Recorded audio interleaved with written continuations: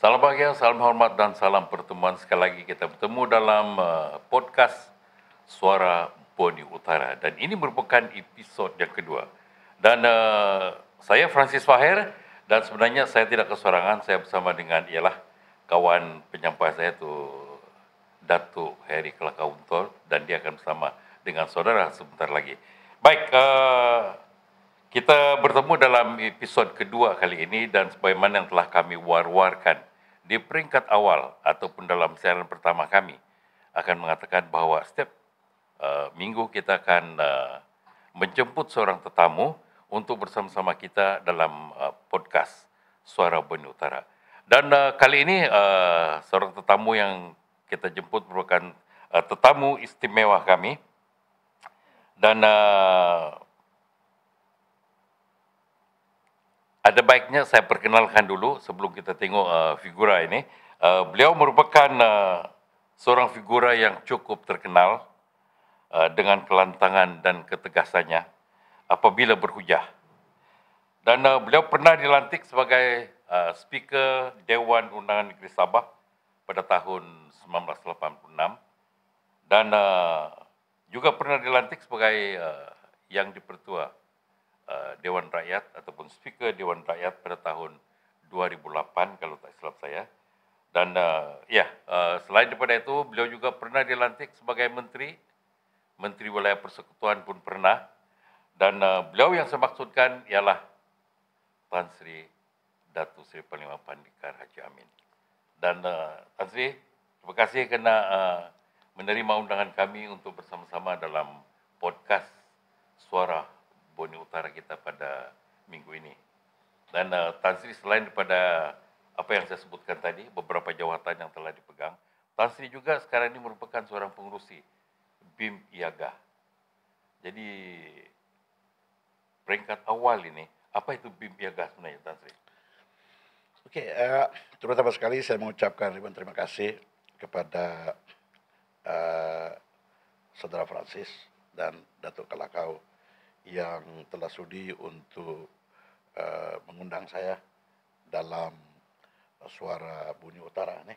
Itu satu podcast yang diterjui oleh Saudara Francis dan Datuk Kelakau untuk berkongsi pendapat bersama dengan orang ramai mengenai dengan persoalan tadi itu, yaitu BIM IAGA. BIM IAGA itu adalah sebutan ringkas. BIM itu ialah huruf ringkas kepada nama-nama negara yang berjiran, yaitu B adalah Brunei, I Indonesia, M Malaysia, P Philippines, bermakna BIM. IAGA itu adalah juga huruf ringkas kepada sebutan panjang dia, yaitu East Asia Growth Area. Jadi BIM IAGA ini adalah satu badan yang telah diwujudkan oleh negara-negara berjiran ini, yaitu badan yang mereka fikirkan pada ketika itu badan persepahaman yang khusus untuk politik di rantau ini. Jadi setahu saya idea ini adalah dicetuskan oleh Presiden Ramos dahulu. Karena apabila Ramos sebagai seorang mantan general di Filipina dan dia paham sangat dengan peperangan di selatan Filipina ini, itu di Mindanao, jadi tercetus satu idea daripada beliau, yaitu dia mau kasih bangunkan wilayah yang mundur di Filipina, yaitu di sebelah selatan Filipina, yaitu Mindanao dan Palawan. Jadi pada ketika itu Mahathir sebagai Perdana Menteri, saya dipahamkan amat rapat dan berkawan dengan Presiden Ramos. Jadi apabila idea ini telah mereka bincang, kalau tak silap saya di Brunei, ada satu mesyuarat ASEAN di sana. Apabila mereka bincangkan, maka Mahathir bersetuju bahawa ya perlu diwujudkan, dan ideologi di belakang ini daripada perspektif Mahathir ialah we must prosper our neighbor.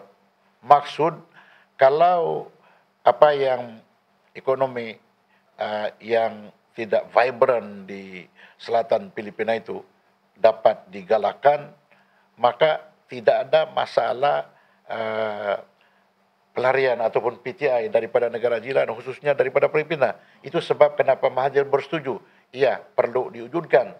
Maka wujudlah BIMIAGA. Inilah sekarang ini jawatan saya ialah saya dilantik oleh kerajaan sekarang ini yang ketua menterinya yang amat berhormat Datuk Seri Haji Muhammad Noor, dia memikirkan bahawa BIMIAGA ini perlu ada seorang yang berpengalaman menerajui BIMIAGA, kerana menurut beliau, pada pengalaman beliau, ini 3 tahun yang lalu, waktu dia berjumpa dengan saya dan bincang dengan saya, sama ada sudi apa kiranya saya setuju untuk menerajui BIMIAGA. Jadi nama jawatan saya ini ialah saya Special Envoy ataupun duta khas bagi negeri Sabah, mewakili negeri Sabah dalam badan BIMIAGA. Jadi ringkasnya, tegasnya saya adalah wakil ketua menteri. Karena sebenarnya wakil dari Sabah itu mesti ketua menteri. Ya, sebaik Tan Sri ya menerima pelantikan itu, apa reaksi awal Tan Sri memikirkan tentang pelantikan yang berat ini, pelantikan ini untuk menerajui BIMIAGA ini? Apabila cabaran itu dilontarkan kepada saya oleh ketua menteri, saya menerima karena sebenarnya BIMIAGA ini adalah bukan asing lagi bagi saya, karena BIMIAGA ini wujud pada ketika waktu saya menteri di Sabah, memegang beberapa portfolio pada ketika itu. Dalam satu penggal 5 tahun saya memegang 3 portfolio, jadi tidak asing bagi kami BIMIAGA ini. Malahan saya masih ingat pada ketika waktu Datuk Yong Teck Lee sebagai ketua menteri, ada satu lawatan besar yang dibuat pergi Zamboanga yang diketuai oleh beliau, satu delegasi yang besar. Jadi tidak asing bagi saya. Jadi saya menerima jawatan itu, dan untuk dapat memahami sebenarnya cara BIMIAGA beroperasi, maka saya terpaksa membaca risalah-risalah apa sebenarnya BIMIAGA. Dan yang membantu kepada saya ialah ada satu buku yang dibuat oleh BIMIAGA ini, yaitu Visi BIMIAGA tahun 2025. Bermakna semua terkandung di situ, apa visi BIMIAGA. Jadi saya menghayati, cuba memahami sebenarnya apa itu BIMIAGA. Jadi ketua menteri pada ketika itu 3 tahun yang lalu mengatakan kepada saya, dia kata selama 27 tahun, yang ini 3 tahun yang lalu, sekarang ini sudah 30 tahun. Dia kata saya tidak ada nampak pun apa sebenarnya kejayaan BIMIAGA ini. Jadi atas pendapat yang amat berhormat itu, maka saya mau memahami kenapa ada kegagalan. Jadi apabila saya menghayati pentadbiran BIMIAGA ini, pentadbiran BIMIAGA untuk pengetahuan Saudara Francis ialah pentadbiran dia, pusat dia adalah di Kota Kinabalu, yang dipanggil sebagai Facilitation Center di Kota Kinabalu. Yang menjadi ketua pentadbir itu adalah pegawai daripada Sabah pada ketika itu. Sekarang ini sudah dia pensiun. Jadi apa yang saya dapati ialah kelemahan BIMIAGA ini, oleh karena dia ini adalah satu badan yang ahli-ahlinya adalah negara-negara berjalan. Jadi dia mempunyai ciri-ciri seolah-olah ini adalah kooperasi ataupun kerjasama diplomatik antara 4 negara. Jadi pusat pentadbiran yang sebenar, walaupun di Kota Kinabalu, tetapi dasar-dasar itu mesti daripada Putrajaya. Yang mewakili Putrajaya pula ialah minister dia adalah Minister Ekonomi. Jadi setiap ada summit, yang diadakan summit, yang berunding ini adalah ketua-ketua negara. Perdana Menteri Malaysia, Sultan Brunei, Presiden Indonesia, dan Presiden Perdana Menteri Malaysia. Jadi yang saya nampak kelemahan BIMIAGA ini, polisi dasar dibuat di peringkat atas. Atas umpamanya pegawai-pegawai, kalau misal kata di Filipina di Malacanang, kalau misal kata di Indonesia di jabat presiden itu, kalau di di Brunei di istana. Walhal yang target yang perlu diselesaikan ini masalah ialah grassroots. Jadi saya nampak bahwa pegawai-pegawai dari Putrajaya, termasuk itu menteri sendiri, dia tidak memahami perkara yang sebenar. Jadi apabila saya tengok structure power structure BIMIAGA, kelemahannya ialah Kalau dasar itu dibuat dari peringkat atas, maka perkara yang harus ditangani di bawah mereka tidak sadar.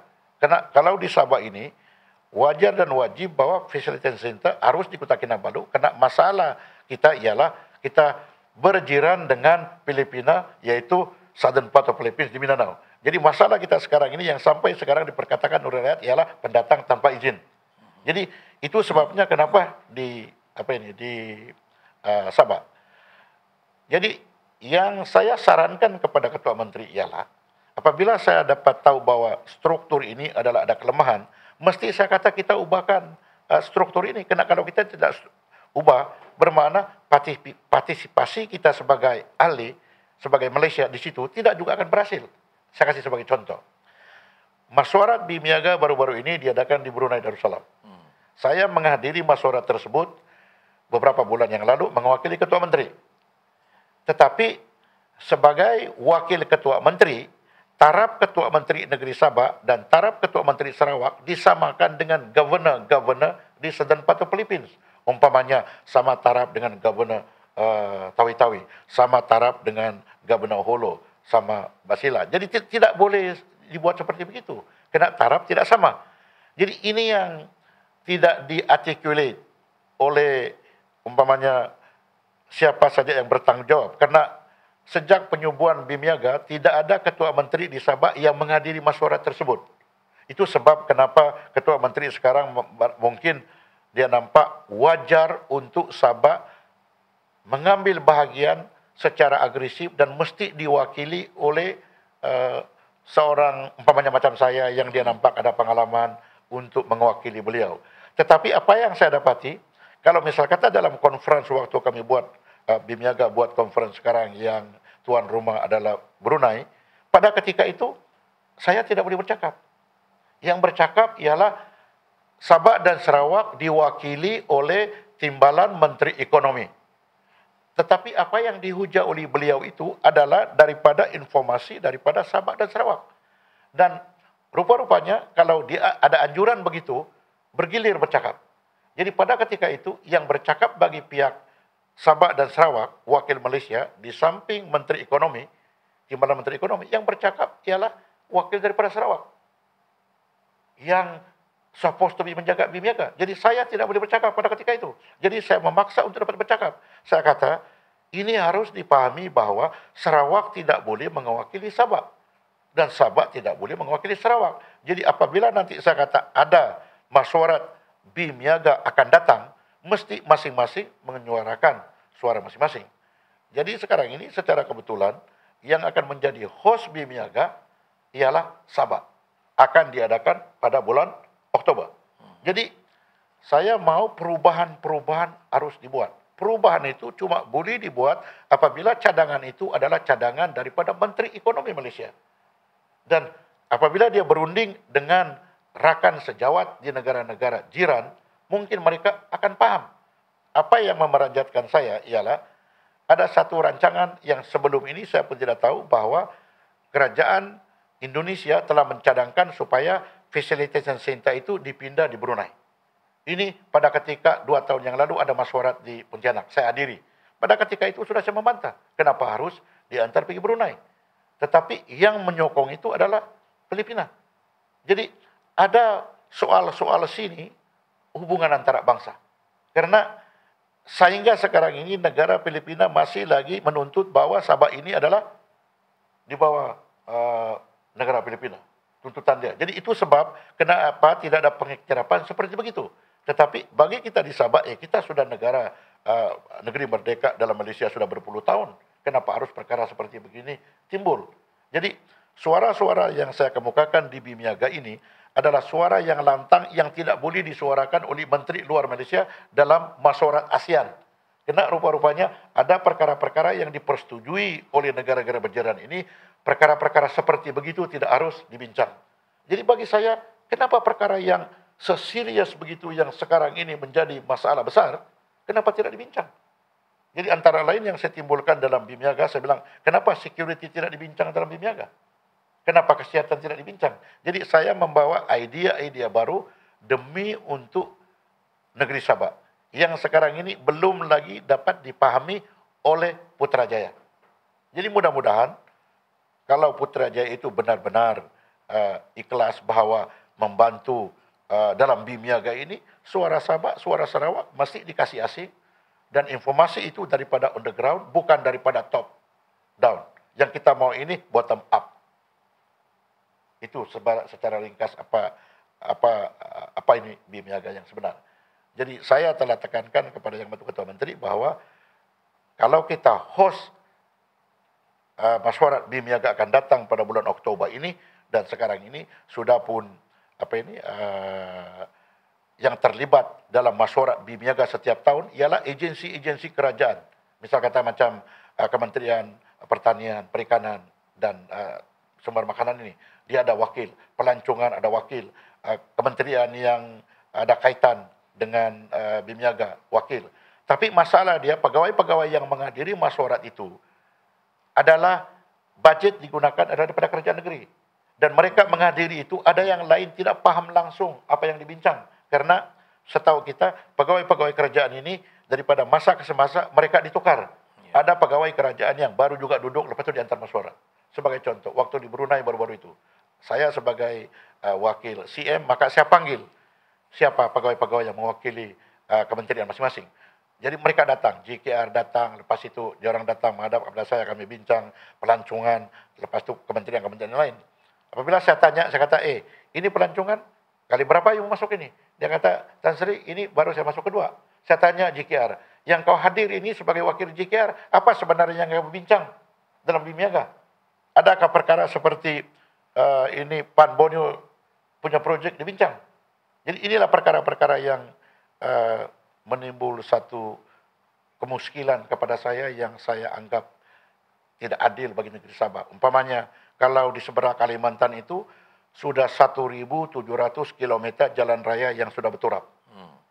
Oleh karena Indonesia mempunyai rancangan bahwa ibu kota Indonesia itu akan diletakkan di Kalimantan. Masalah sampai sekarang yang belum lagi dapat ditangani ialah ada connection jalan raya daripada Simbang Haris sebelah Tawau yang menghubungi Indonesia, sempadan. Cuma lebih kurang 47 km saja. Sampai sekarang ini belum lagi dapat ditentukan oleh kerajaan Malaysia karena itu adalah budget Putrajaya bahwa sama ada jalan raya itu dibuat atau tidak. Nah, coba bayangkan.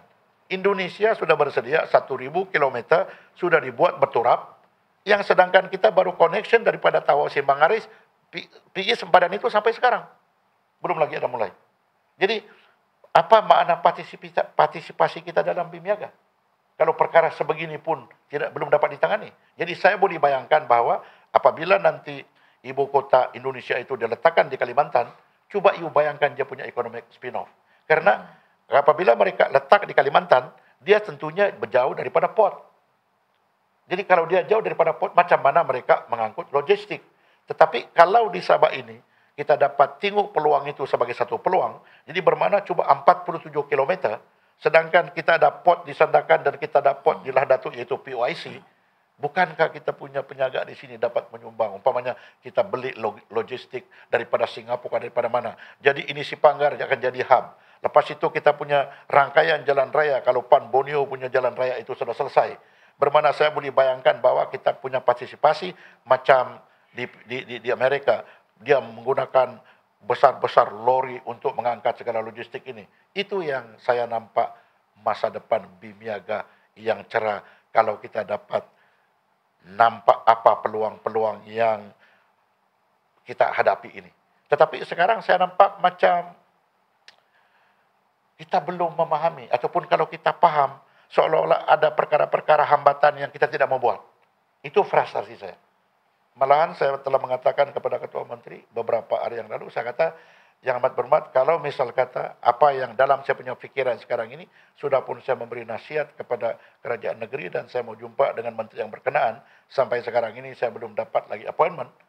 Saya kata, tidak ada faedah saya mengetuai satu badan yang you lantik sama saya lah macam jadi menasihat, apa juga saya punya pemikiran tidak juga diguna pakai. Bagi saya bilang tidak ada faedah. Ini Tan Sri mendengar apa yang Tan Sri terangkan tadi. Saya dapat bayangkan seolah-olah negara kita belum bersedia untuk itu. Pandangan Tan Sri? Uh, Bukan juga kita tidak bersedia. Sebenarnya harus dipahami oleh kaki tangan kerajaan. Harus dipahami oleh kerajaan itu sendiri. Jadi ketua menteri, dia nampak ini masalah. Apabila saya menghadiri beberapa mesyuarat, yang menjadi permasalahan ialah benda yang harus ditangani dahulu itu yang tidak dibuat. Karena idea Ramos pada ketika itu ia adalah membantu orang-orang yang susah kehidupan dia dive ini di selatan Filipina, yaitu Mindanao. Semua mereka ini rata-rata hidup di kepulauan dan berjiran dengan kita. Ini belum lagi diadres. Saya beberapa bulan yang lalu saya di Tawi-Tawi. Ada beberapa orang yang mengikuti saya. Saya tanya, apabila kami tengok keadaan Tawi-Tawi, ada yang mengeluarkan pendapat bahwa Tawi-Tawi itu 60 tahun terkemudian. Jadi bermakna masalah itu belum kena adres. Tetapi penasihat ekonomi Bimiaga ini ialah Asian Development Bank yang dia berpusat di Filipina. Jadi nasihat-nasihat mereka itu ialah condong kepada program-program yang melibatkan syarikat-syarikat yang canggih. Rumpamanya dia orang ada cadangan untuk mewujudkan ekonomi koridor yang satu di sebelah mana, satu sebelah sini. Bermana Sabak dan anu ini, Sarawak, ada aja punya ekonomi koridor yang sudah jarang buat. Jadi saya tegur dalam satu mesyuarat. Saya bilang, kenapa harus kita mewujudkan ekonomi-ekonomi yang canggih begini, sedangkan perkara basic di bawah yang matlamat Bimiaga daripada mula itu tidak kita address. Karena bagi saya, kalau kau buat perkara-perkara seperti begitu, masalah pelarian ini daripada selatan Filipina tidak akan berhenti. Itu satu. Kedua, pengalaman saya ialah, berapa sudah, misal kata macam di Sabah ini kita ada KKIP, kita ada PYC. Persoalan dia, adakah KKIP, PYC dan benda-benda yang kita buat sudah berjaya atau tidak? Kenapa kita harus melibatkan kepada satu lagi idea ekonomi yang idea itu adalah daripada negara Filipina, Asian Development Bank yang terpaksa kita ikut? Why? Ini yang dia orang tidak jawab saya. Apabila lepas saya bercakap pada conference di Brunei, yang itu pun saya terpaksa bercakap saja off the cuff, ambil mikrofon, barulah Asian Development Bank punya pegawai-pegawai baru jumpa sama saya. Jadi saya punya rekomendasi kepada Ketua Menteri, kalau saya kata mereka tidak mau dengar dengan Sabak punya suara seperti yang saya nasihatkan, lebih baik jangan melibatkan diri dalam Bimiaga. Karena kita juga boleh membangun tanpa Bimiaga. Tetapi masalah kita itulah. Masalah yang pendatang tanpa izin ini masih kita berhadapan dengan begitu. Belum pun itu selesai, fasilitas center pula mau dipindah. Kalau bukan dikuncing di Brunei. Yang itu saya tidak setuju. Itu saya protes. Ini Tan Sri, saya pasti apabila Tan Sri memegang jawatan yang berat ini dan setelah mengikuti mesyuarat yang diadakan dan melihat kelompongan di sana sini, saya pasti Tan Sri ada satu perancangan khusus untuk Bimiaga ini, khususnya di Sabah ini. Ada. Oke. Kalau misal kata dasar itu dilonggarkan, yang kita harus lihat ialah dasar. Umpamanya macam undang-undang di Malaysia ini dan undang-undang di Filipina dan Indonesia tidak diselaraskan. Tidak mungkin apapun rancangan Bimiaga itu tidak akan menjadi. Karena misal kata macam ideologi Bimiaga ini, di must be a seamless flow of trade. Umpamanya melalui udara, melalui darat, melalui laut. Masalah dia ialah perundangan di Filipina tidak semestinya sama dengan di Malaysia. Sebagai contoh, ada satu projek yang dibuat oleh Kerajaan Negeri Sabah dibiayai oleh Putrajaya. Lebih kurang 7 juta. Ada satu JT, lebih kurang, karena itu untuk Bimiaga. Sampai sekarang belum dipakai. Karena undang-undang maritim tidak sama di antara Filipina dengan dengan Sabah. Karena menurut mereka, oleh karena internasional itu, kalau kau daripada Kudat pergi Puerto Princesa, mesti gunakan kapal besi, kalau bukan aluminium. Atas sebab kenapa? Oleh karena pasal insurans dan sebagainya. Jadi argumen saya, kalau dibuat seperti begitu, tidak ada kelonggaran, saya kata tidak boleh menjadi. Karena apabila kalau kita pergi melawat, umpamanya di Bunggau, kita melawat di Basilan, kita bawa di Holo, daripada Bunggau, Tawi-Tawi, pergi Sambuanga, mengambil masa lebih kurang 8 jam. Apa yang diorang gunakan? Perahu kayu. Perahu kayu yang boleh memuatkan 2-30 tan. Jadi kalau daripada Tawi-Tawi, Bunggau, pergi Sambuanga 8 jam, boleh dia memuatkan semua benda-benda barang. Sedangkan daripada Bunggau, pergi Lahadatuk, cuma beberapa jam saja. Apa beza?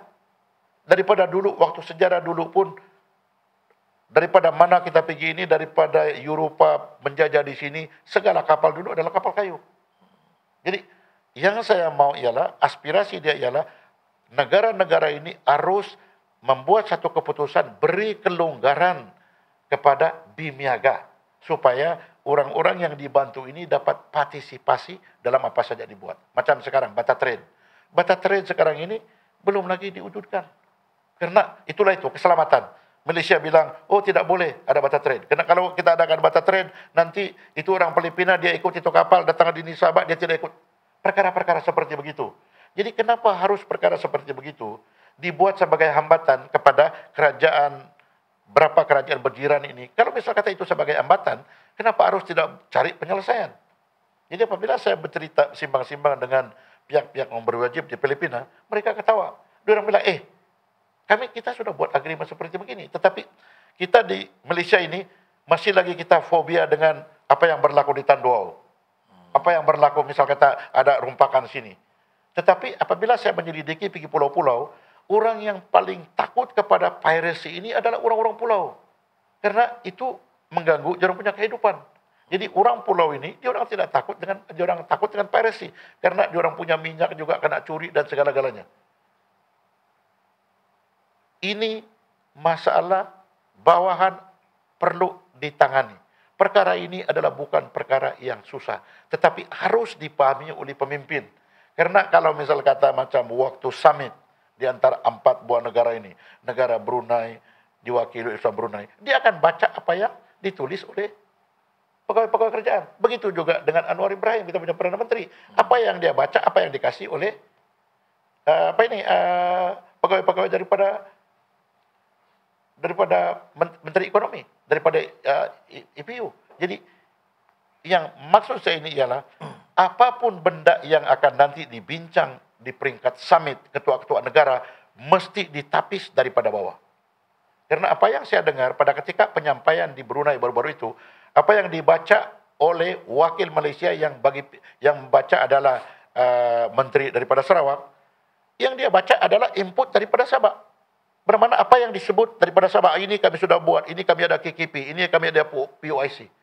Jadi saya kata, di mana dia punya kewajaran bahwa apa Sabah punya achievement yang baca adalah Sarawak. Begitu juga Sarawak. Kalau saya bilang begitu, kita tidak perlu BIMniaga.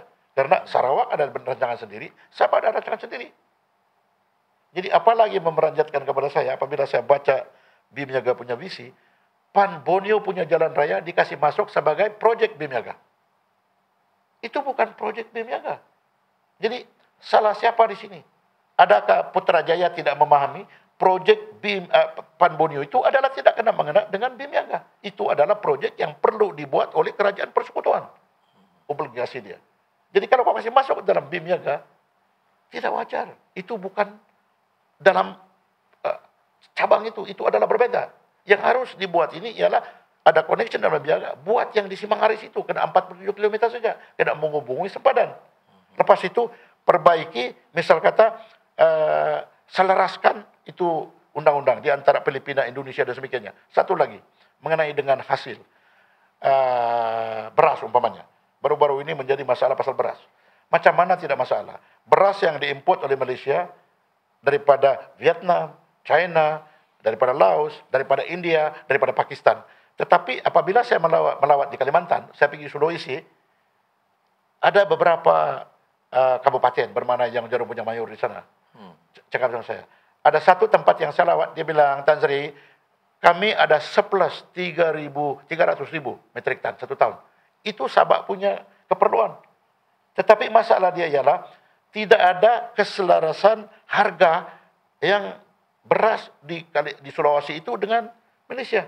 Jadi yang saya mau ialah kenapa tidak menteri-menteri yang berkenan duduk selaraskan itu harga? Karena beras yang dibeli daripada daripada Kalimantan ini, daripada Indonesia, apabila kita bawa di Sabak, paling dekat.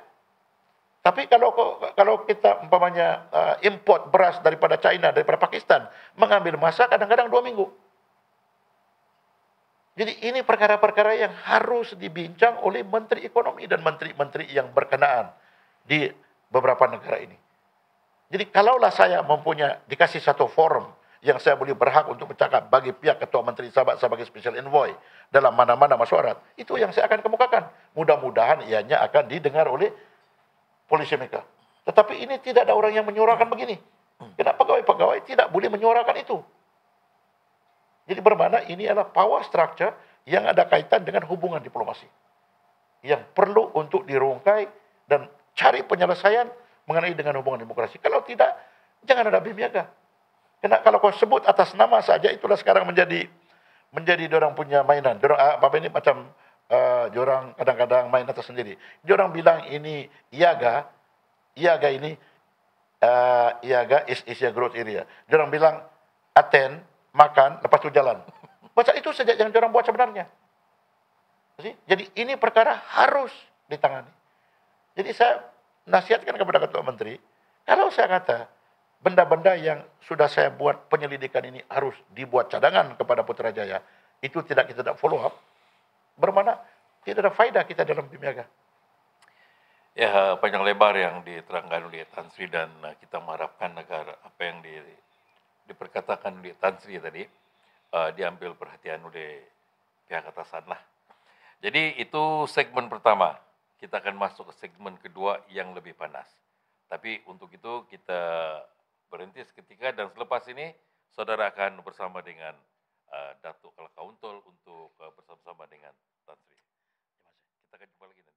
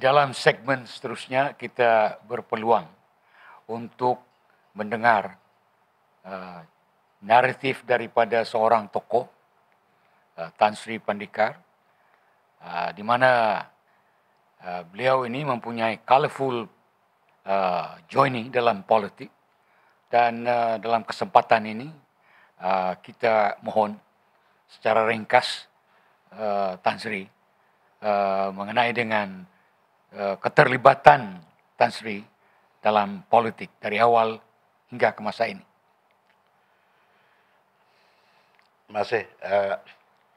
Terima kasih Saudara Datuk Kalakau.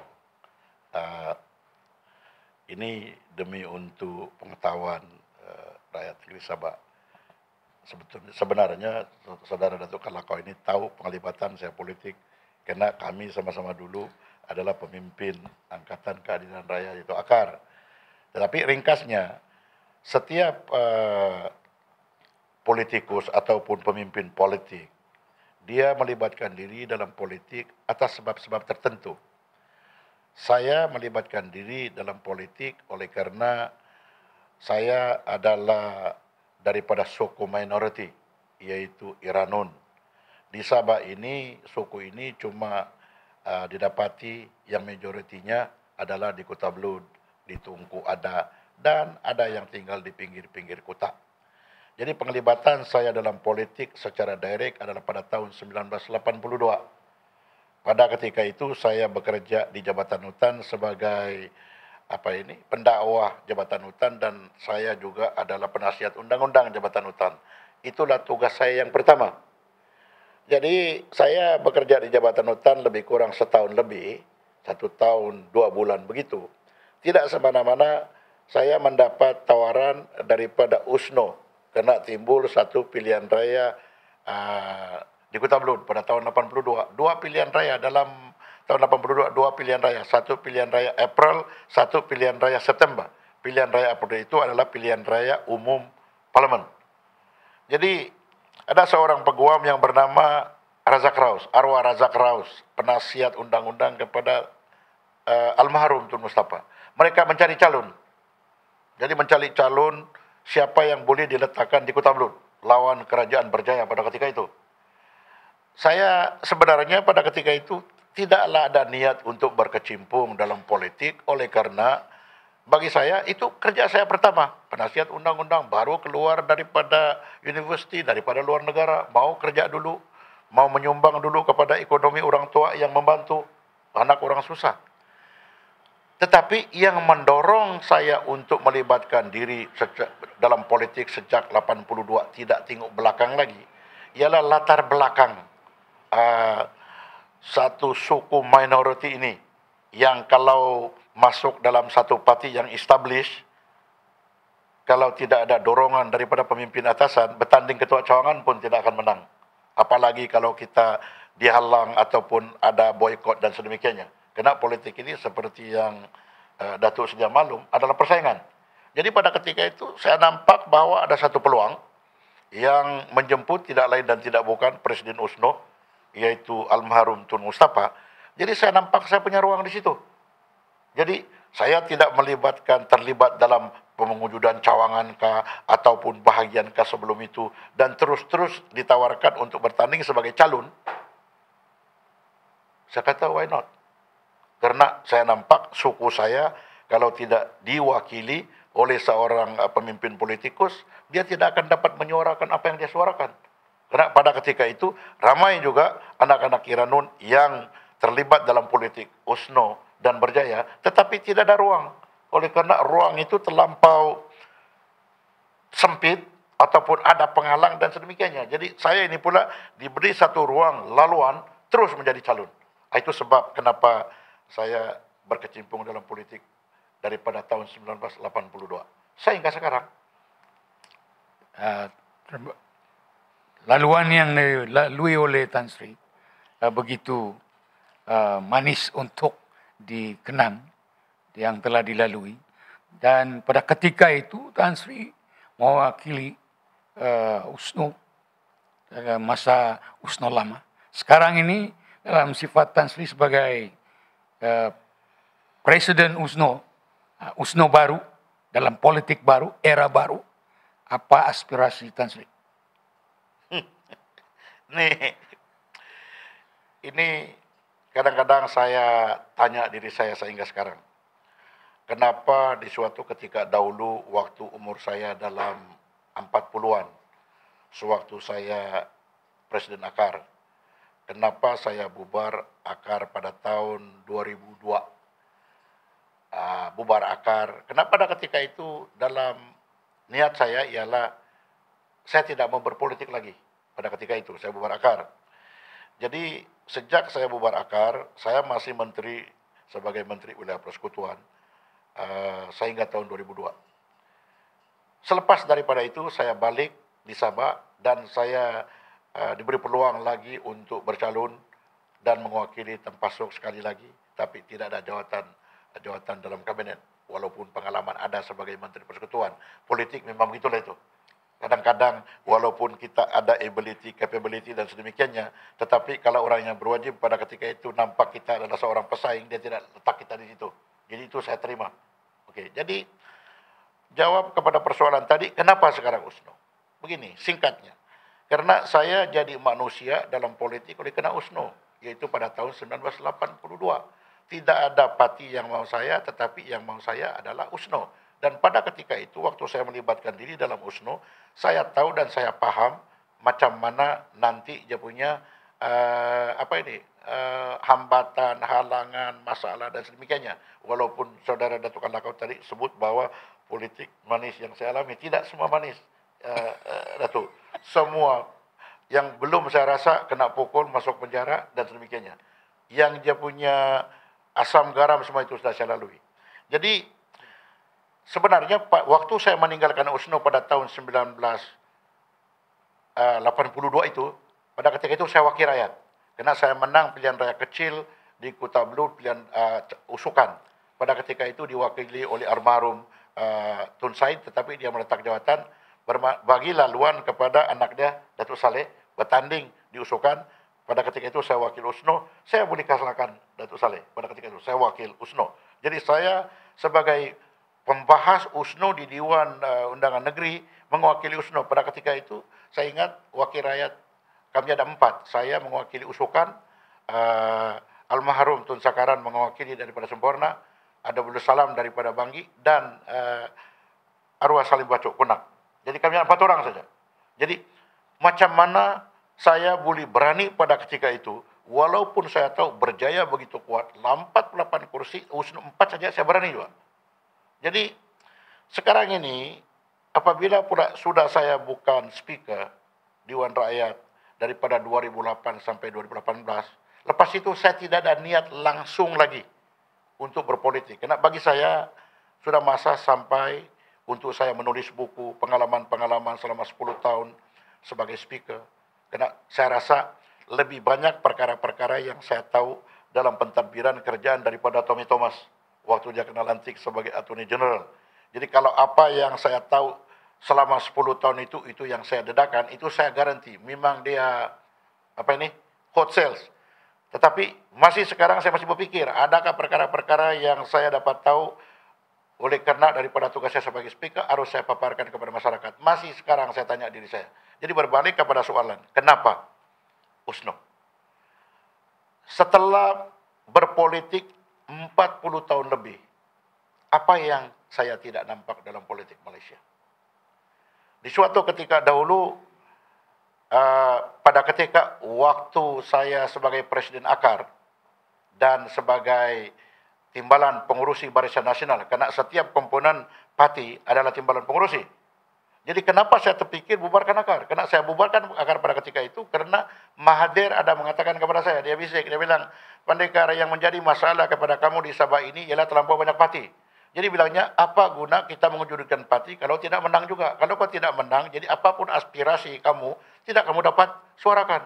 Kalau kau tidak ada wakil rakyat, tidak boleh kau bersuara di Dewan Undangan Negeri atau di Parlimen. Kalau kau bukan pemimpin yang unggul, siapa yang mau dengar kau punya cakap? Siapa yang mau interview sama kau? Jadi, macam sekarang ini, kalau saya tidak ada pengalaman politik mana Datuk Kalakau panggil saya untuk wawancara seperti begini? Itu maksud saya. Jadi, selepas kalah Barisan Nasional pada 2018, saya tidak memikirkan sudah bahwa saya mampu politik. Tetapi, sekali lagi saya memikirkan bahwa apa yang terjadi dengan pengalaman-pengalaman saya. Kalau saya tidak misal kata menyumbang balik kepada sebab politik. Karena saya nampak di Malaysia ini, ada orang yang lebih tua berpuluh tahun daripada saya masih berpolitik. Mahathir masih berpolitik, Anwar Ibrahim berpolitik, Mahyudin berpolitik, Jahid berpolitik, Kit Siang berpolitik. Semua ini adalah lebih tua daripada saya. 70-an, ada yang masuk 80-an, ada mau 100 tahun. Pandekar Amin baru 68, 69. Mudah walaupun lagi dia bertongkat sekarang ini, itu saya anggap tongkat ini sebagai aksesori saja. Bukan oleh karena saya tidak boleh berjalan, Datuk. Ini sebagai aksesori. Jadi berbalik kepada soalan, kenapa USNO? Kenapa tidak USNO? Kenapa bila saya baca sejarah Sabah menyertai Malaysia, di situ saya terbaca. Bermakna pemimpin-pemimpin dahulu yang tidak mempunyai pelajaran boleh dapat bekerjasama di antara satu sama lain Maksud saya pemimpin-pemimpin Bumi Putra bukan Islam dan Islam, seperti Tun Mustafa dengan kuncu-kuncu beliau pemimpin Islam, boleh bekerja sama dengan Tun Fuad, dengan OKK Sodomon, dengan Ji Sundang dan semikiranya. Walaupun mereka mempunyai perbezaan pendapat pada ketika itu, tetapi mereka boleh duduk semeja, idea mereka dapat satukan dan sehingga dapat mewakili rakyat negeri Sabah yang berbilang kaum pada ketika itu dan sampai sekarang begitu juga, sehingga dapat mereka menyertai satu negara yang diwujudkan bersama-sama dengan Sarawak dan dengan Singapura.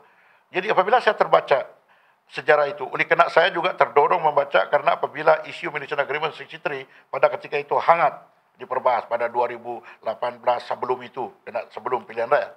Apabila saya baca, saya terbaca sumbangan-sumbangan orang seperti Tun Mustafa.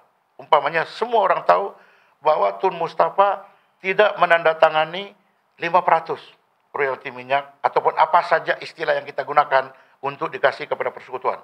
Jadi saya memikirkan ada satu orang tua serumpun dengan saya yang Inggris, dia punya bahasa Inggris pun Inggris pasar, yang dia dapat pelajari daripada British, yang dia tahu perjuangan dia. Pada ketika jadi ketua menteri, 5% dia tidak sign, tanda tangani. Ini yang sekarang diperjuangkan oleh orang-orang PhD, seperti Dr. Jeffrey, seperti saya, seorang peguam ini dan sedemikiannya. Jadi bagi saya, pemimpin-pemimpin yang terdahulu, mereka mempunyai kebijaksanaan yang luar biasa. Semula jadi. Tidak ditekan oleh siapa. Karena demi untuk masyarakat negeri Sabah. Jadi bagi saya, apabila saya imbau kembali perjuangan politik saya nampak bahwa kegusaran pemimpin-pemimpin dahulu yang pada mulanya tidak menerima untuk masuk mewujudkan Malaysia ialah jangan rakyat Sabah atau Sabah itu daripada dijajah oleh British akan dijajah lagi oleh satu kuasa, yaitu Malaya. Itu kegusaran dahulu. Itu sebab kenapa 20 perkara timbul. Itu sebab kenapa syarat-syarat dikemukakan dulu di pemimpin Sabah. Jadi apa yang saya nampak, apabila kita sudah merdeka berpuluh tahun, pengisian kemerdekaan dan aspirasi pemimpin-pemimpin dahulu dan rakyat dahulu yang sudah tidak ada sekarang, tidak dapat dipenuhi. Masalah dia ialah, pemimpin-pemimpin Sabah sekarang ini, ada yang tidak tahu dengan sejarah pengujudan Malaysia itu. Jadi, mereka ambil perkara-perkara yang senang. Asal saya jadi wakil rakyat, melalui apa parti pun, apa saya peduli. Pokoknya saya wakil rakyat. Tetapi ada orang jenis macam saya, unfortunate Dato', mempunyai pemikiran yang berbeza.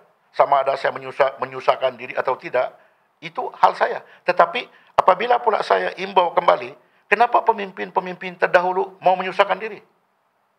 Jadi bermakna bagi saya, menjadi tanggung jawab saya ialah, kalau Tun Mustafa dulu dengan usulnya sedar untuk membawa dia punya rumpun bersama-sama dengan rumpun lain di Sabah ini, memerdekakan Sabah supaya keluar daripada belenggu jajahan British. Saya punya aspirasi sekarang ini ialah, kalaulah benar bahwa rakyat negeri Sabah sekarang ini majoriti berperasaan bahwa sekarang seolah-olah Sabah ini masih lagi dalam jajahan, yaitu satu kuasa lagi, yaitu Putrajaya ataupun pemimpin-pemimpin Malaya, bukan dia jajahan fizikal seperti British dulu. Ini jajahan minda. Jadi apabila saya nampak begitu, kenapa saya harus tidak menyumbang? Mudah-mudahan generasi akan datang yang tidak ada ruang, tidak diberi peluang kepada parti-parti besar. Jadi kenapa tidak saya pimpin satu parti yang menjadi wadah perjuangan kepada orang-orang muda ini? Jadi supaya mereka dapat menampilkan diri, jarang punya kepimpinan melalui satu wadah perjuangan politik. Karena bagi saya, politik ini macam sport, macam main bola. Berbola, ini dulu Pele. Daripada mula dia main bola di kampung. Jadi sekarang ini, biarlah saya gunakan USNO ini aspirasi generasi baru yang mau memimpin, gunakanlah USNO sebagai wadah. Boleh kamu keluarkan kamu punya pendapat melalui platform politik. Jadi orang akan nampak, ada pemimpin USNO sana, dia punya ketua pemuda. Boleh tahu berhujah, boleh bercakap. Jadi bermakna terpulang kepada Siano tadi itu siapa-siapa saja Di mana dia mau main padang pada ketika itu bukan soal saya lagi, Datuk. Penjelasan Tan Sri cukup menarik dan kalau dilihat, if you are passionate in politics, adalah lebih baik kau tidak berumah. Kalau tidak berumah, kau masih boleh sewa bilik. Tapi kalau tidak dapati yang untuk disewa. Berikutan dengan itu, saya melihat dan saya saksikan bahwa beberapa tokoh-tokoh dan figura politik seperti Ketua Menteri Datuk Seri Haji Nur, Syafiee, Tan Sri sendiri, Dr. Jeffrey sendiri, Darul Liking, dan beberapa lagi memutuskan bahwa membentuk dan lebih ke arah trend local based parties.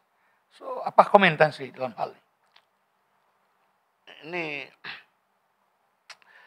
mungkin pendapat berbeza. Kalau saya merungkai perkara ini, saya perlu hati-hati, Datuk.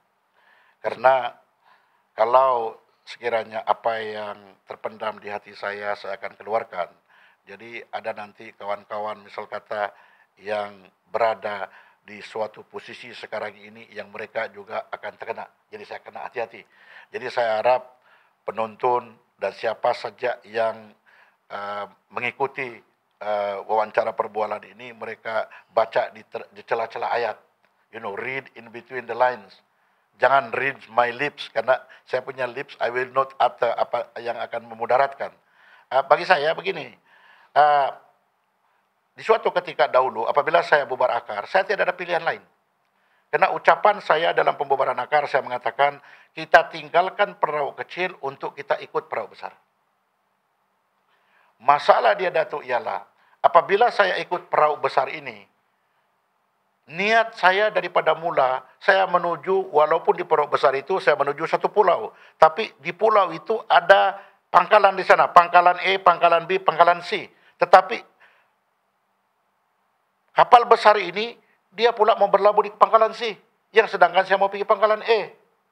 Jadi, maksud saya, oleh karena aspirasi saya pada mula itu tidak dapat dipenuhi, maka saya terpaksa juga menukar saya punya pendapat. Jadi, sama ada saya terjun daripada itu kapal, ataupun itu kapal apabila sudah berlabuh, bermana saya pindah lagi. Karena itu saja yang saya nampak. Karena bagi saya masih ingat pada ketika waktu Datuk Yong Tekeli Ketua Menteri.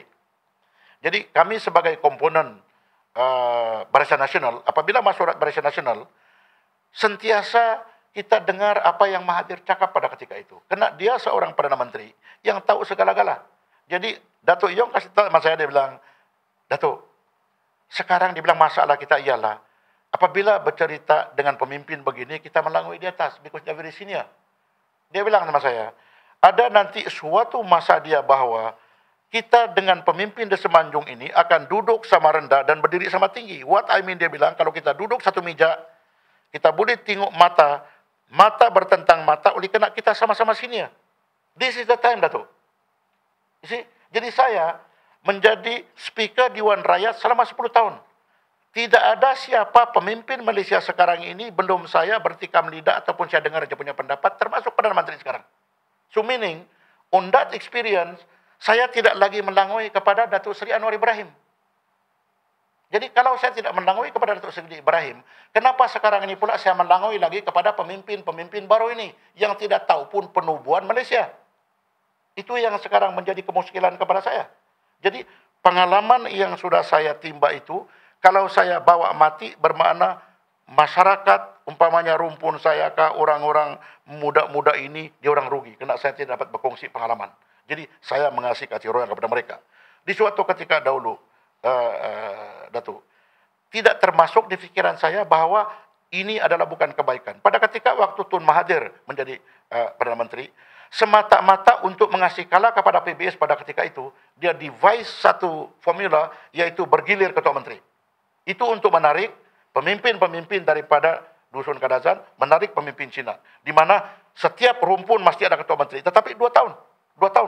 Jadi pada ketika itu, umur saya masih muda, kita tidak boleh membantah, karena kita pikir itu adalah sebaik-baik.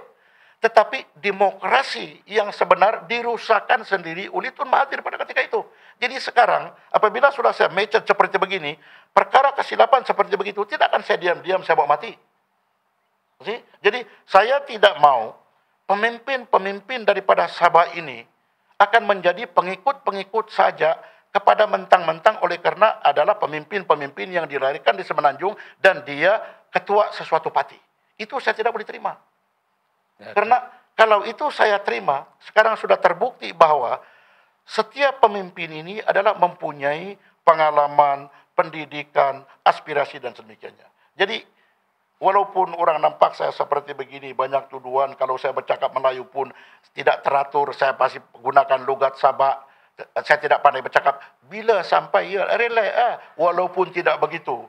Saya duduk sana sebagai speaker 10 tahun, tetapi belum ada orang Sabah yang datang kepada saya mengatakan bahawa kalau mereka ikhlas, Tan Sri, betul-betul.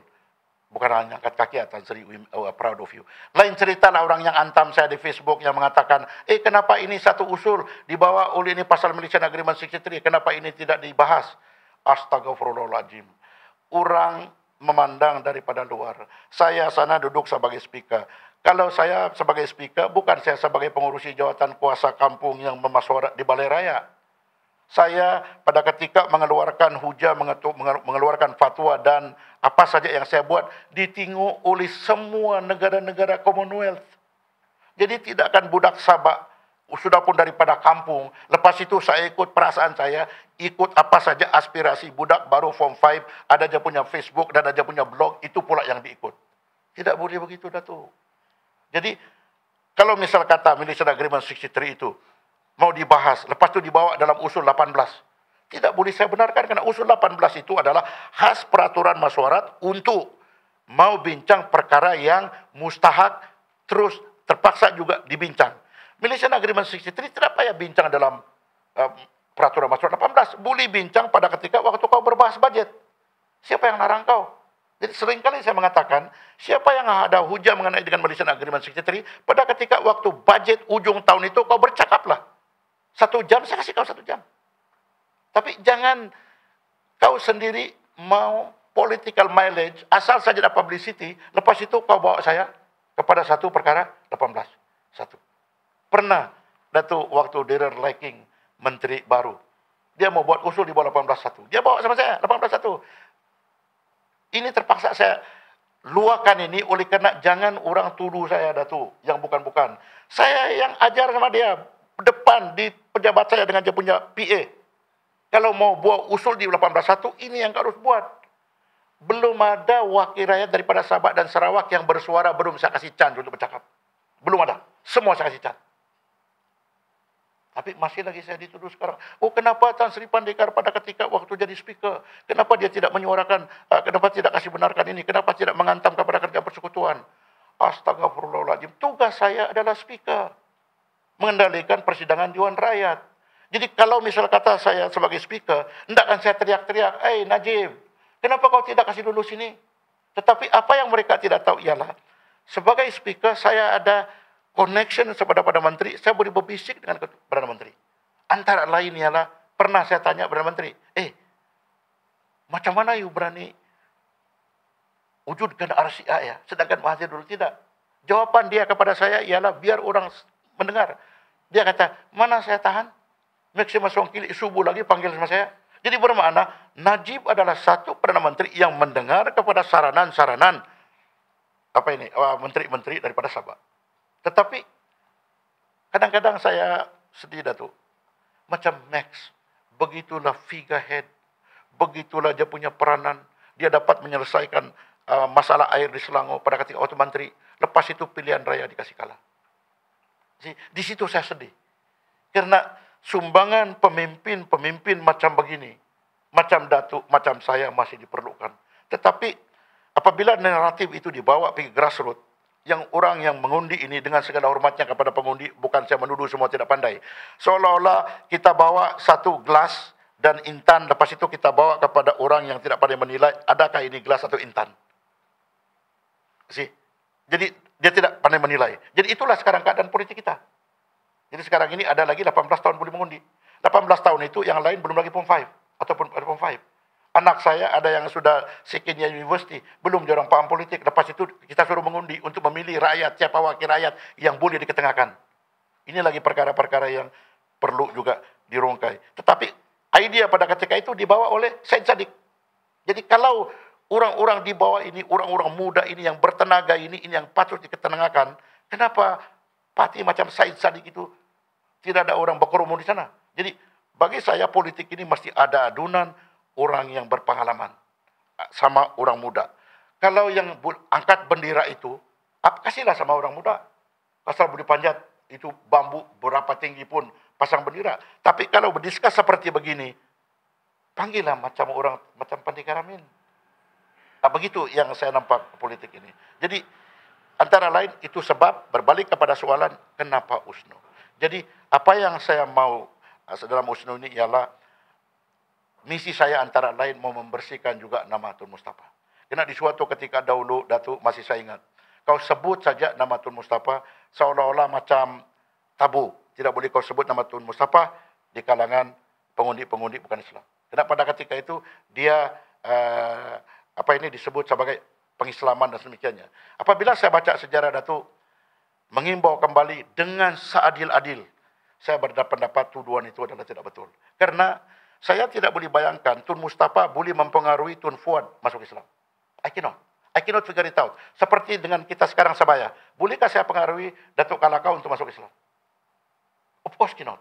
Itulah hubungan Tun Fuad dan Tun Mustafa pada ketika itu adalah sama.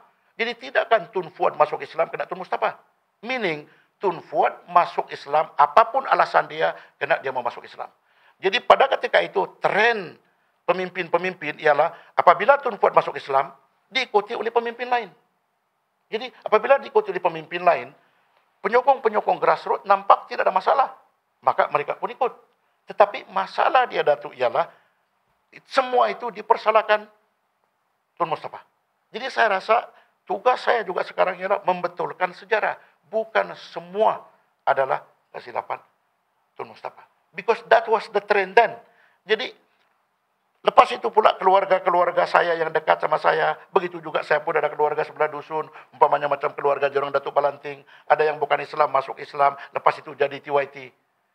Itu adalah kehendak mereka, bukan dipengaruhi oleh Tun Mustafa. Nobody can force you buat religion Datuk. Itulah sekarang tugas saya. Jadi saya terbaca satu buku yang ditulis oleh Tun Abdul Rahman, Looking Back. Bermakna Looking Back dia bilang. Dia bertanya sama Tun Mustafa mengenai dengan pengislaman. Tun Mustafa dia bilang explain kepada saya. Dia bilang, yang amat berhormat dia bilang sama Tunku Abdul Rahman, pada ketika itu disebut oleh Tunku Abdul Rahman lebih kurang 70,000 yang telah diselamkan oleh Tun Mustafa. Dia kasih tahu sama Tunku Abdul Rahman, dia bilang, kesalahan saya cuma begini. Karena apabila work permit padri-padri bilangnya yang didatangkan oleh British dulu, habis tempoh saya tidak sambung. Itu bilangnya, kalau itu kesilapan saya tidak buat. Itu mungkin itu sebab jangan salah anggap. Tetapi dia bilangnya begini. Seandainya bilangnya Sabak tidak dijajah oleh British. Seandainya tidak ada padri-padri daripada Eropah datang di sini untuk mengkristiankan bumi putra bukan Islam yang pada ketika itu tidak ada agama. Seandainya tiada, mereka tidak ada agama. Jadi kalau bilangnya pengertian saya, dia bilang Tunku, ialah begini. Kalau orang-orang British yang daripada Scotland, daripada Amerika, daripada British datang sini, boleh mengkristiankan bumi putra di Sabah, kenapa pula, apa pula salah saya bilangnya kalau saya pula mau buat dakwah untuk mengislamkan mereka? Jadi daripada sudut pandangan demokrasi, what he saying is true. Tetapi kalau fakta itu kita selewengkan, kita putar, kita spin, memang begitu. Jadi itu tugas saya. Bermakna untuk kasih paham kepada masyarakat. Karena saya bercakap ini pun serang buru saya. Karena di suatu ketika waktu dalam akar, mau berunding dengan Tun Mustafa. Saya dengan mendiang Datuk Mak, mau berunding dengan Tun Mustafa konon. Terpaksa kami pergi Singapura. Secara kebetulan dalam satu kapal terbang. Apabila kami turun sama-sama, itu orang tua depan saya. Jadi, kalau kita yang rem itu kan, jadi macam dia tergelincir, terpaksa saya pegang. Pada ketika itu, mau berunding pun dengan Tun Mustafa masih bersembunyi. Sekarang Pandika Ramin boleh sudah berunding dengan Jeffrey secara terbuka. Kena ada understanding. Kan? Jadi itu adalah tugas saya. Tan Sri, with that narrative what is apa probabilities pemimpin-pemimpin sekarang ini yang punya parti, local based parties ni boleh duduk bincang demi Sabah ini. What is your comment? Itu sebab saya bilang, Datuk ini saya punya personal, tidak kena mengena dengan JRS yang pimpinan Datuk Seri Ajiji ini. Bagi saya, apabila saya nampak, kadang-kadang saya senyum sendiri. Macam Syafi'i di suatu ketika naib Presiden UMNO. Ini Datuk Seri Ajiji adalah UMNO. Mereka memegang jawatan daripada UMNO. Bermakna satu universiti, satu pegangan dan demikiannya. Jadi sekarang apabila saya nampak, apa yang di-fight ini ialah, di samping mau jadi siapa ketua menteri, siapapun jadi ketua menteri, kalau Sabah ini berbala, ada lagi ruang untuk divide and rule. Sentiasa itu divide and rule, tangan-tangan gaib itu akan datang, Datuk. Selagi itu ada ruang divide and rule, maka itulah sebabnya kenapa kita divide and rule. Jadi bagi saya, pengalaman saya sebagai speaker 10 tahun, sebagai menteri wilayah 3 tahun, hubungan saya dengan pemimpin-pemimpin di Malaya selama 10 tahun, dalam saya punya kamar, dalam parlimen, di pejabat-pejabat mereka, pengalaman saya ialah, bagi saya, sudah sampai masanya untuk pemimpin-pemimpin di Putrajaya dan di Malaya itu memahami juga apa-apa sejarah pengujudan Malaysia ini. Apa sebab diwujudkan? Kalau mereka tidak paham itu sejarah, itu sebab sekarang ada saja hambatan-hambatan. Malahan saya nampak dalam WhatsApp group, dalam Facebook, apabila orang Sabah sudah bercakap dan Sarawak, ada orang Malaya pula bercakap, kalau berani, pergi independen lah, coba kamu hidupkah tidak? Yang bercakap itu, Datuk, yang tidak tahu hal mengenai dengan politik. Kerana kalau itulah peranan apa mereka yang buat, perumpamaan Melayu ialah pucuk dicita ulam mendatang. Kalau itulah diorang punya pendapat di sana. Jadi itu sebab semua pemimpin di Malaysia ini apabila berhujah mesti pandang kiri kanan, depan dan belakang, atas dan bawah. Kena mungkin ada perkara yang kau tidak tahu tetapi kau hujah. Jadi bagi saya sekarang, ini pendirian saya. Tidak seharusnya pemimpin-pemimpin di Sabah bermusuhan di antara sama sendiri semata-mata untuk mau dapat siapa kursi banyak. Kena bagi saya, sudah pun saya nampak Tan Sri Musa Aman jadi ketua menteri mau 15 tahun. Usuk Sukam jadi ketua menteri mau berapa tahun. Tun Sakaran jadi ketua menteri berapa tahun. Saleh ketua menteri berapa tahun. Chong Takit ketua menteri berapa tahun. Tan Sri Bernard ketua menteri berapa tahun. Syafi'i 2 tahun lebih. Sekarang ini Ajiji pula. Masih lagi kita bercerita jalan raya tiada, air tiada, listrik tiada. Di mana silap ini? Silap ini sebelum kita tunjuk kepada kesilapan orang lain, tunjuk dulu kesilapan kepada diri. Jadi sekarang ini, Datuk, sudah saya bermuhasabah diri. Meaning, kalaulah misalnya kata politik di Malaysia ini harus dibersihkan. Bermakna bersihkan politik. Karena saya belum pernah berjanji dalam pilihan raya. Ataupun yang saya tidak boleh tunai. Jadi bermakna saya bukan pemimpin pembohong. Kan? Tetapi sekarang ini seolah-olah di pandangan masyarakat ada trust defisit. Ataupun kepercayaan defisit. Karena tidak orang rakyat sudah percaya pemimpin, kena pemimpin pembohong. Tapi Datuk, saya tidak termasuk dalam kategori itu. Saya belum pernah membohong dan berjanji. Dan belum percaya pegang kuasa yang saya tidak dapat tunaikan saya punya janji. Fahamkan, Datuk? Read in between the lines.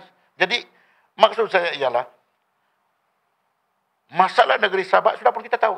Bahawa yang kita mau adalah pembangunan yang sama, kalau bukan sama taraf, tidak jauh beza saja dengan Sarawak, dengan apa yang terjadi di Semenanjung. Itu tidak akan berlaku kalau tidak ada full support daripada Semenanjung. Tetapi pemimpin-pemimpin di Semenanjung ini pula, dia orang tidak boleh full support sama Sabah, kerana dia orang punya tali hayat politik adalah ditentukan oleh perwakilan parti masing-masing. Jadi kalau misal kata, misalnya, saya bagi contoh, kalau saya Presiden UMNO, kalau saya kasih semua kepada Datuk Bung sama Datuk Saleh, sedangkan perwakilan di Sabah untuk saya mau jadi Presiden, adalah tidak sama dengan bilangan berapa ratus cawangan sana di Semenanjung. So therefore, I must listen to the Semenanjung punya suara. Kerana itu saya punya tali hayat. Jadi, itu sebab kenapa berbalik kepada soalan Datuk. Sebaik-baiknya yang menerajui negeri Sabah ini adalah parti-parti politik lokal. Oleh karena apabila politik lokal, yang sudah kita nampak Sarawak, It become like that, whether Semenanjung leaders like it or not, whether we like it or not, that is the formula. Tapi formula Sarawak bukan dibuat kemarin dulu, Datuk. Dibuat barangkali 3 penggal yang lalu. So, pemimpin-pemimpin di Sabah sekarang should start now. Mungkin dia tidak akan berhasil tahun depan, ataupun tahun selepas itu. Mungkin dia akan berhasil nanti seperti Sarawak. Karena Sarawak itu sudah kita nampak, TYT dulu, Ketua Menteri begitu lama, sekarang almarhum itu sudah tiada. Lepas itu Ketua Menteri Adnan Satim, almarhum sudah tiada. Ini sekarang Abang Ju ini adalah third generation ataupun fourth generation yang sekarang menerajui, yang landasan itu telah dibuat oleh pemimpin terdahulu. Kita di Sabah tidak ada itu, Datuk. Okey, Tan Sri, saya ingat kepada semua pengikut podcast Suara Borneo Utara, berpeluang mendengar dan pencerahan dibuat oleh seorang tokoh yang berpengalaman, yang sanggup berkongsi dengan pengalaman beliau dan juga cabaran-cabaran serta pertanggungjawaban, khususnya kepada anak-anak muda. Dan mudah-mudahan dalam siri seterusnya kita akan berkongsi maklumat lagi dengan pemimpin-pemimpin yang lain, khususnya yang memimpin local based parties, demi kepentingan pemilih di Sabah, pengundi di Sabah, rakyat Sabah, agar dapat melaksanakan tugasan yang bijak dalam setiap pilihan raya yang akan datang. Jadi terima kasih Tan Sri di atas perkongsian, dan saya ingat banyak lagi persoalan, tapi mungkin dalam episod yang lain kita boleh huraikan. Banyak lagi umpamanya 40%, 5%, lebih-lebih lagi bila Tan Sri perkatakan bahwa kenyataan PMX 16 bilion itu bukan menenangkan tapi mengundang kekeliruan. So barangkali dalam episod yang lain kita akan jemput lagi dan bincang perkara itu secara khusus demi kepentingan, karena kita dalam podcast ini antara matlamatnya ialah menzahirkan pendengar masyarakat yang bermaklumat agar menuju kebijaksanaan dalam pilihan raya yang akan datang. Jadi di dalam segmen ini sekali lagi kepada para pengikut podcast, ikuti penjelasan tokoh kita pada hari ini, dan Tan Sri Pendekar yang selaku Presiden USNO dan juga selaku timbalan Presiden JRS. Ini perkongsian beliau, dan kita paham ada yang perlu diperkatakan dan ada yang tidak perlu diungkit. Kita paham, dan mudah-mudahan ini menjadi satu pencerahan yang lebih baik demi maklumat dan menuju kepada kebijakan kepada semua para pemilih pemegang tangan Sabah. Jadi sekian sajalah kita punya podcast pada hari ini. Mengalir deras bagai sungai jernih, mencari kebenaran, menebar harapan. Di Suara Borneo Utara kita takkan mengalah. Suara kita, suara Borneo, mengalir deras bagai sungai jernih, mencari kebenaran, menebar harapan. Di Suara Borneo Utara kita takkan mengalah. Mari bersama kita kuatkan suara